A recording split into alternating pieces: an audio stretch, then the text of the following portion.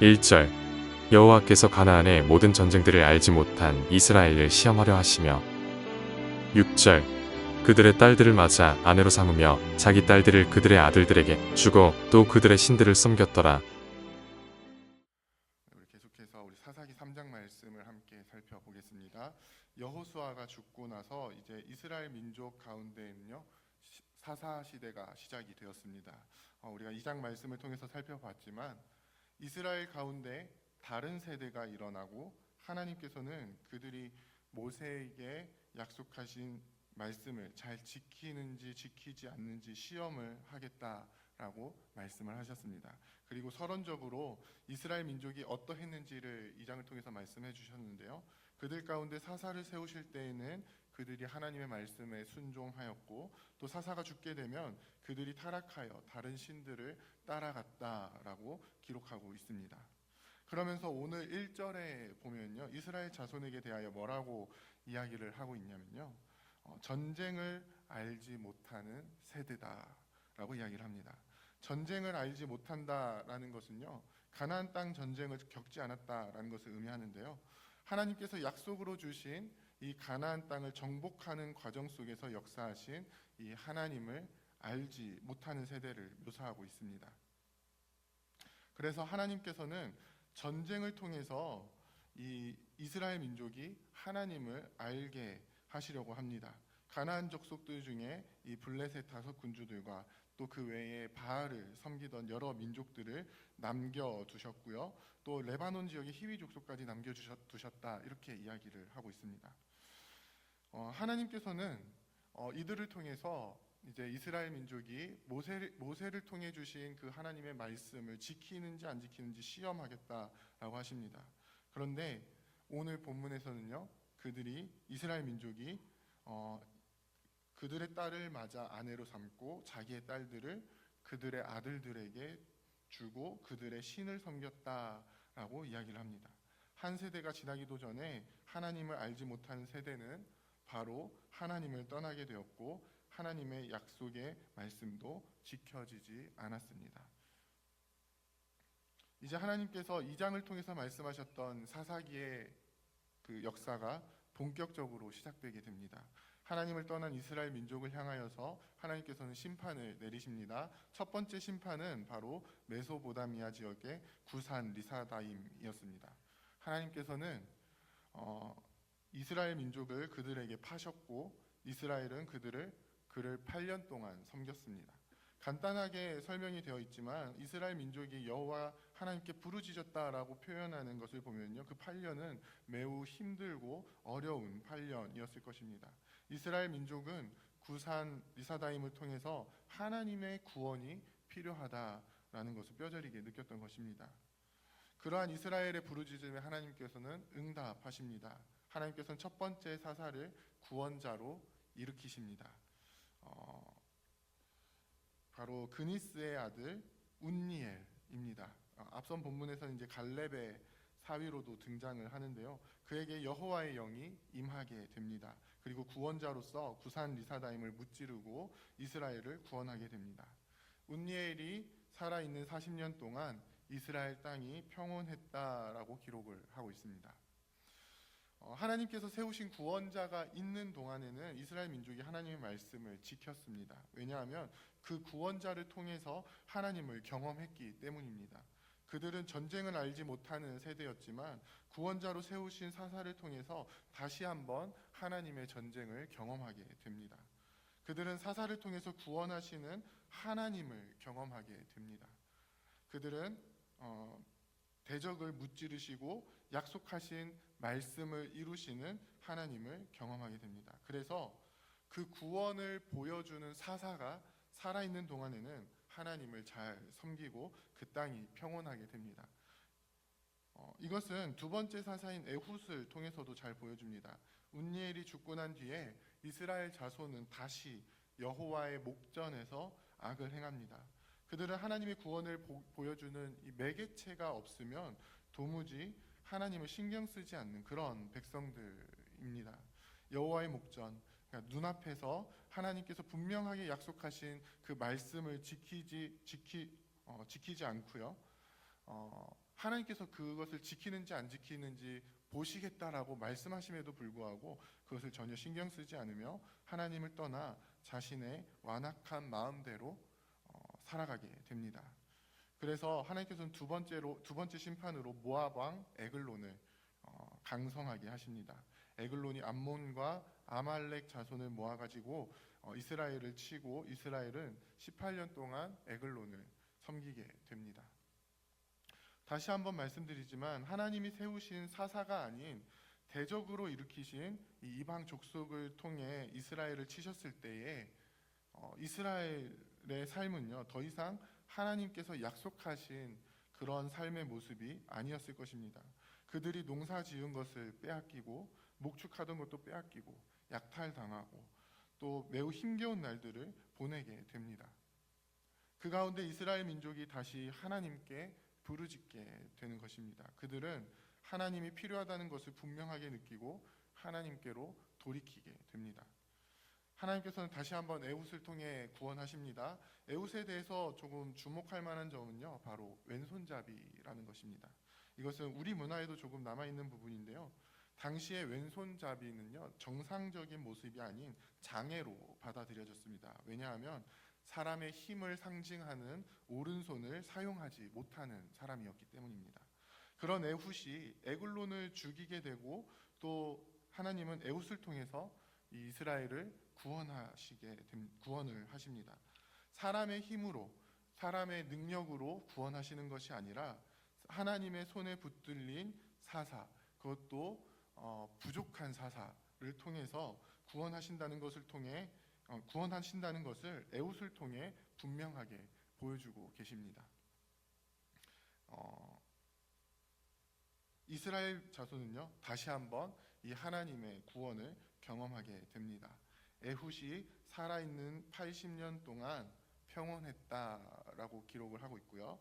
그리고 그러한 구원이 삼가를 통해서 한 번 더 있었다라는 것을 기록하면서 오늘 3장 말씀이 마무리되고 있습니다. 사랑하는 부평교회 성도 여러분, 이스라엘 민족은 출애굽을 통해서 이미 하나님의 구원을 경험했던 민족이었습니다. 모세를 통해 주신 율법을 통해서 그 구원의 하나님을 늘 기억하고 구원받은 백성으로서의 모습을 온전히 나타내야 하는 민족이었습니다. 그 모습은 이스라엘 민족이 어떠한 상황에 있든지 항상 그래야 하는 것입니다. 하지만 이스라엘 민족은 하나님께서 행하신 구원을 기억하지 못할 만한 상황이 되면 하나님께서 이루신 전쟁에서의 승리에 대한 이 감이 무뎌질 때쯤이면 하나님을 떠나는 모습을 보여주게 됩니다. 여호수아를 통해서 가나안 정복 전쟁을 치렀던 세대는 하나님을 잘 섬겼지만 그 전쟁을 알지 못하는 다른 세대는 하나님을 섬기지 않습니다. 하나님께서 일으키신 사사를 통해서 다시 한번 전쟁을 치르시고 이스라엘을 구원하시지만 그 사사가 죽게 된다면 이들은 다시 하나님을 잊게 됩니다.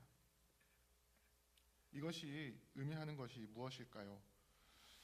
이스라엘은 사사가 있든지 없든지 가나안 땅에서의 삶 속에서 날마다 하나님의 전쟁을 계속적으로 치르며 살아가야 하는 민족이어야만 합니다. 그들은 가나안 족속을 완전히 몰아내고 그들의 우상을 무너뜨리는 삶을 계속적으로 살아가야 했습니다. 여호수아를 통해서 승리한 전쟁에서 끝나는 것이 아니라 운니엘과 에훗, 삼가를 통해서 이긴 전쟁에서 끝나는 것이 아니라 그들이 살아가는 삶의 현장에서 우상들을 끊임없이 무너뜨리고 그 전쟁에서 승리를 해야 했던 것입니다. 그런데 일상에서 이 우상들을 무너뜨리는 것이 쉽지는 않죠. 그들은 분명 하나님의 구원을 경험한 백성임에도 불구하고 그들의 일상 속에서 침투해 들어오는 이 우상을 무너뜨리는 일에는 너무도 힘겨워하고 오히려 더 그 우상들을 섬기는 자리로 나아가게 되었던 것입니다. 우리의 삶 속에서도 마찬가지입니다. 우리의 삶 속에 침투해 들어오는 우상들이 얼마나 많이 있는지 모릅니다. 조금만 정신을 놓치게 되면 나도 모르게 그것을 쫓아가 그것들을 섬기고 있습니다. 그러면서 하나님의 구원을 잊어버리게 됩니다. 우리가 어떤 백성인지를 잊어버리게 됩니다. 구원받은 백성으로서 어떤 모습을 나타내야 하는지를 잊고 살아가게 됩니다. 그리고 그 상태가 지속되면서 어쩌면 우리의 발은 하나님께서 이끄신 가나안 땅에 있으면서도 여전히 애굽에서의 삶을, 혹은 우상이 가득했던 가나안 족속들과 같은 삶, 혹은 강 저편에 있는 메소포타미아 지역의 그 우상들을 섬기며 살아가고 있는지도 모릅니다. 우리의 모습은 어떻습니까? 우리의 발은 교회에 있는데 여전히 우상을 섬기며 살아가고 있지는 않습니까? 우리는 날마다 하나님의 구원을 경험하고 살아가고 계십니까? 우리의 삶의 현장에서 치러지는 그 치열한 전쟁 속에서 이기시는 하나님의 승리를 날마다 누리며 살아가고 계십니까? 여호와의 목전에서, 코람데오라고 하죠. 하나님 앞에서 하나님께서 이루시는 구원의 길을 온전히 따라가며 날마다 승리하는 우리가 되기를 원합니다. 하나님의 말씀, 하나님의 율법을 지키는 것을 통해서 우리의 정체성이 이 땅의 우상에게 속해 있는 것이 아닌 하나님께 속해 있음을 날마다 확인하며 그 정체성대로 살아가는 우리가 되기를 원합니다. 그래서 이 땅의 우상들이 우리가 받아들여야 되는 것이 아닌, 우리가 함께 교류를 나눠야 되는 것이 아닌, 치열하게 그것들과 싸워서 전쟁해서 이겨서 승리하고 그것들을 무너뜨려야 하는 것임을 우리가 알고 그 전쟁을 날마다 치러 나가는 우리가 되기를 소원합니다. 그래서 왼손잡이 에훗을 통하여서 대적을 무찌르시고 하나님의 백성을 구원하셨던 그 하나님의 놀라우신 구원이 오늘을 살아가는 우리의 삶 가운데 예수 그리스도를 통해 이루어지는 놀라운 구원으로 나타나게 되고, 그 가운데 또 우리의 삶 속에서 실제적인 승리로 나타나기를 소원합니다. 오늘 하루를 살아가면서도 또 일주일의 삶을 살아가면서도 이 세속사 속에서 구속 역사를 이루어 가시는 하나님을 우리가 온전히 기억하면서 그 가운데 하나님의 뜻을 이루어 가시는 그 주님을 믿음으로 바라보면서 날마다 승리하며 나아가시는 저와 여러분들이 다 되시기를 주님의 이름으로 부탁드립니다. 함께 기도하겠습니다. 이제 오늘 받은 말씀으로 함께 기도하겠습니다. 여호와께서 우리 가운데 이루시기 원하시는 승리하는 삶을 온전히 살아내는 우리가 되게 하옵소서. 여호와의 전쟁은 사람의 능력에 달린 것이 아님을 알고 오직 하나님 한 분만 신뢰하며 담대히 나아가는 주의 백성이 되게 하옵소서.